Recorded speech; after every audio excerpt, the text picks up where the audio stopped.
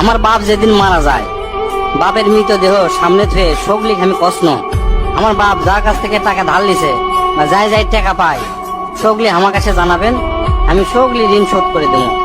এই কথা শোনার সাথে সাথে আমার বোন হাত ঝাঁকিতে কলো, ভাই তুই শোধ করবো কেঙ্গা করে?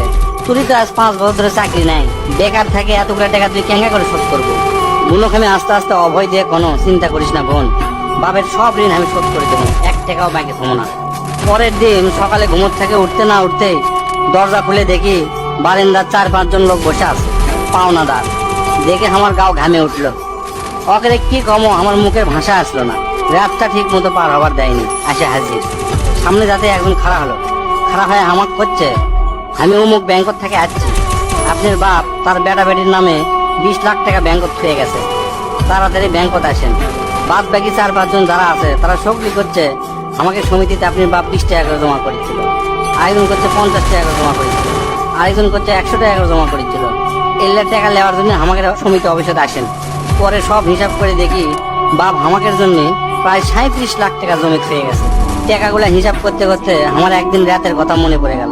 ওই রাতে আমি আমার বাপক প্রশ্ন, আপনি ক্যাঙ্কা বাপ, আমাকে ভবিষ্যতে আপনি কোনো চিন্তা আছে?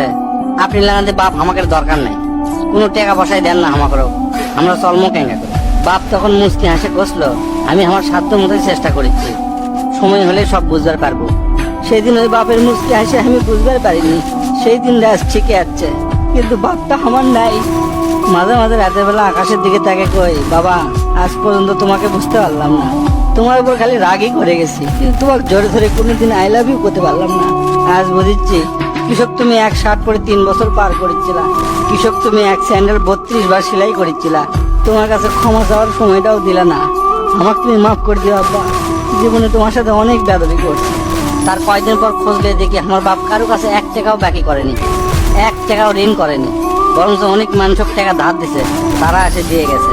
তাই তোর হাত পাও ধরে কই, দোস্তরা তোকে বাপ অনেকেই বেঁচে আছে, বাপের সাথে কোনোদিন বেদবি করবো না। বাপ যে কি ভালোবাসে এখন বুঝবো না, পরে বুঝবো দোস্তরা।